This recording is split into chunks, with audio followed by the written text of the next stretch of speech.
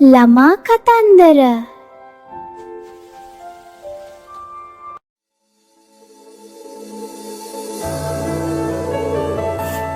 ඔන්න එකමත් එක කාලෙක ලස්සන කැලෑවක් තිබුණා.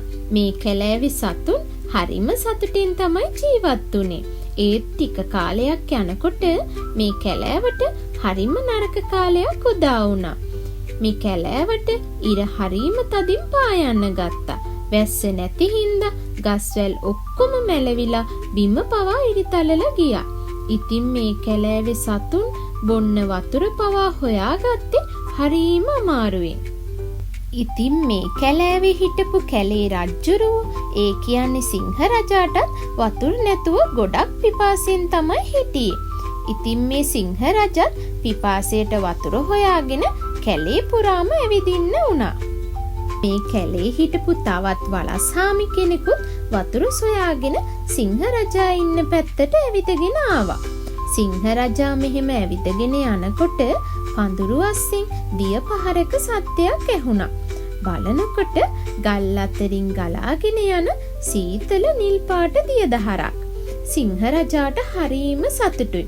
ඉතින් ඉක්මනටම දිය පහර ගාවට යනවත් එක්කම වතුර පිපාසයෙන් ආපු වලස්හාමිත් එතනට ආවා. වලස්හාමිව දැකපු සිංහ රජාට හොඳටම තරහ ගියා. වලස්හාමි, මමයි මේ කැලේ රජා.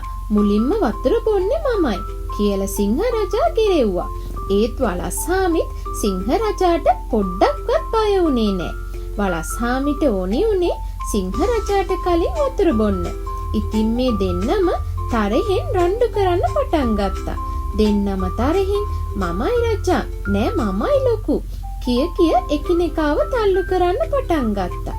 මේ දෙන්න රණ්ඩු කරන දිහා තවත් කට්ටියක් ආසාවෙන් බලන් හිටියා. ඒ තමයි ගිජුලිහිනියෝ. මේ දෙන්න රණ්ඩු කරලා තුවාල වුණාම අපිට දවල් කෑම හොයාගන්න පුළුවන් කියලා මේ කුරුල්ලෝ ටික කතා වුණා. ඉතින් මේ රණ්ඩුව අතර සිංහ රජා දැක්කා මෙයාලගේ මේ රණ්ඩුව දිහා හරිම ආසාවෙන් බලන් ඉන්න කුරුළු රංචුව. ඉතින් සිංහ රජාට තේරුණා මේ කුරුළු රංචුව බලන් ඉන්නේ මේ දෙන්නට කරදරයක් කරන්න තමයි කියලා. ඉතින් සිංහ රජා රණ්ඩුව නතර කරලා වලස්හාමිට මෙහෙම කිව්වා. යාළුවේ, පොඩ්ඩක් අර ගහ උඩ බලන්න. අපි මෙතන රණ්ඩු කරලා තුවාල වුණොත් අපි දෙන්නට වෙන්නේ අර ගහ උඩ ඉන්න කුරුල්ලන්ගේ දවල් කෑම වෙන්න.